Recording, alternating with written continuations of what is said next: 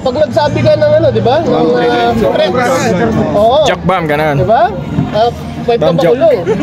So, ibig sabihin na uwan sa bandalo. Dahil ikaw, nanumpa ka sa saligang batas na posisyon mo bilang pangalawang pinakamataas na posisyon sa pamahalaan sa ating bansa. So dapat ikaw maging ehemplo, simbolo. Nakita ba natin na nagmura ang Pangulo? Pangulong Bongbong Marcos. Nakita natin nagmura hindi. Diba? So, ako, para sa Pangulo, gusto niya huwag nang bigyan ng pansin. Pero syempre, hindi nga pare-pareha sa mga tao. At kung meron mang gusto magsampa, tingnan natin. Syempre, tingnan natin kung magagamit ba niya yung kanyang kapangyarihan bilang pangalawang Pangulo upang hindi madepensa. Maano niya, kaya niya bang patunayan yung kanyang pagiging inosente doon sa sinasabi niyang hindi niya pagbabanta. So maimpluwensyahan niya ba ang ating Korte Suprema kung sakaling mayroong mag-file ng impeachment laban sa kanya? Well, sagutin na lang. Walang pinagkaiba yan doon sa usapin ng ICC, doon sa usapin ng mga Quadcom hearings. Kung wala kang itinatago at wala kang kasalanan, bakit hindi ka humarap? Bakit ginagamit mo trial by publicity? Magsasagawa ng mga rally, magsasagawa ng mga pagtitipon, panawagan na protektahan ka. Hindi doon ang tama. Hindi sa EDSA, hindi sa karsada ang panawagan para gawin at ipagtanggol yung sarili mo. Kung di saan, doon sa hearing, doon ka magpaliwanag. Di ba? Kasi, number one, nanumpa ka sa saligang batas. Sundin mo ang batas ng Pilipinas. True saligang batas. Pero hindi ka sumusunod sa batas. So, di ba? Ganun kasimple. Walang paglilinaw yung mga rally na yan. Yung mga rally na yan, mananawagan ka, be-brainwash mo lang yung mga tao na sasabi mo, pinopolitika ako. Diba? Kung pinopolitika ka, dalhin mo sa proper forum. Kasi ikaw ay isa sa nagpapatupad ng batas. Pero anong masabi mo, sir, sa pagsunod ni Bibi Sara sa panawagan ng NBI pagpaliwanag? Yun ang sinasabi ko, di ba? Ini-influensyahan mo or nagte-take advantage ka doon sa kapangyarihan mo. Di ba?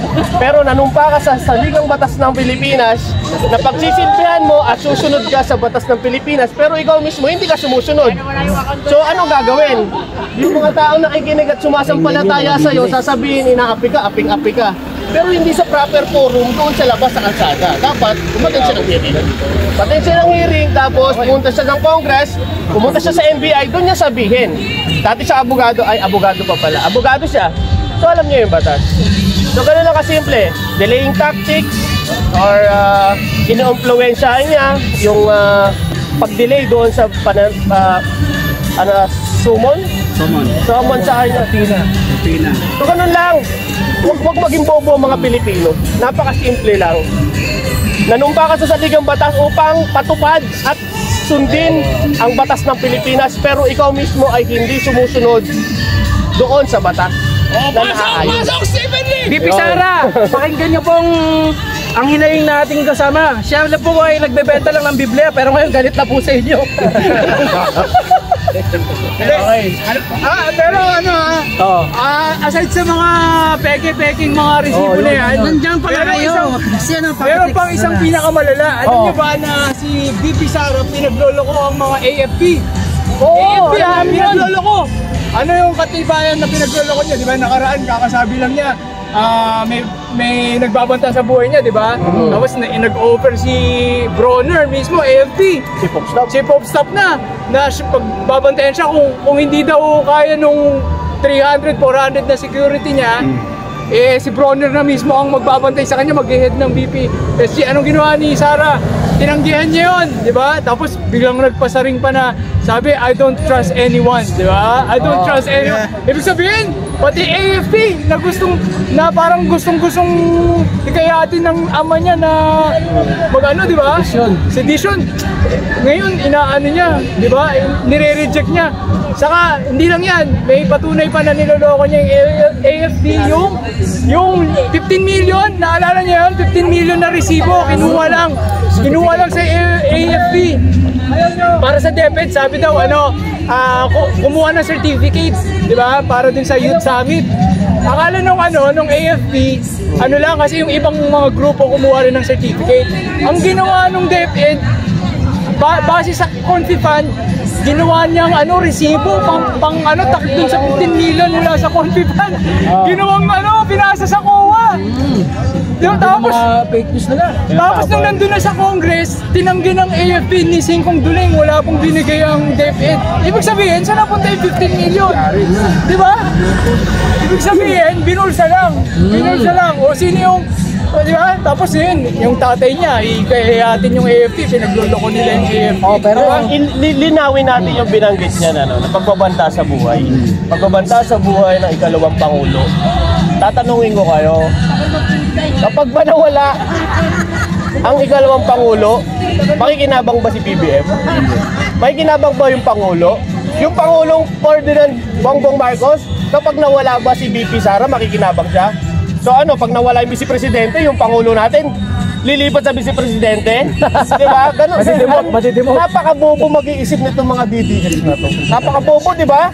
Ngayon, pinagbantaan niya yung Pangulo. Sino makikinabang kapag nawala ang Pangulo? Putang ina, may presidente tayong adik. Diba? Diba? Simple. Diba? Huwag natin gawing bobo yung mga Pilipino. Invite natin si Congressman Joey Chua. Kaya totoo yan mga kababayan. Pero ito yung number one fake news nila ngayon Kapag magkakasakit daw ang mga Pilipino, wala nang PhilHealth, zero funding, zero funds, wala na raw talaga zero. Mali po yun. Fake news lang po yun ng mga gustong tumakbo next year, sumasakay sa issue ng PhilHealth. Ang PhilHealth po ay may 600 billion na pondo na pwede magamit natin mga kababayan na nagkakasakit. Sobra-sobra yan. For the longest time, ilang taon na silang laging nabibigyan ng subsidy. Iba yung subsidy. Yes, Iba yung subsidy, iba yung zero budget. Reserve daw. Yes, reserve yun. Ibig sabihin, pwedeng gamitin yun. Hindi mo naman, di ba, halimbawa, gold reserve.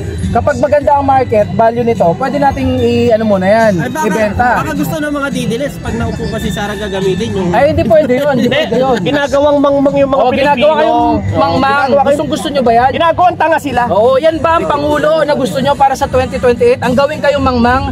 Ang ating lahi ay matagal nang sinasabihang mangmang, pero tayo ay lahi na Ay, hindi ko ako. Eh, huwag kayong papayag. Kanina may DDS mismo sinabi, mukhang hindi, sa comment section.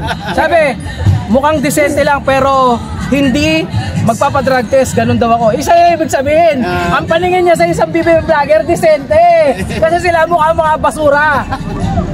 Ako naman, hindi naman ako BBM vlogger. Hindi naman ako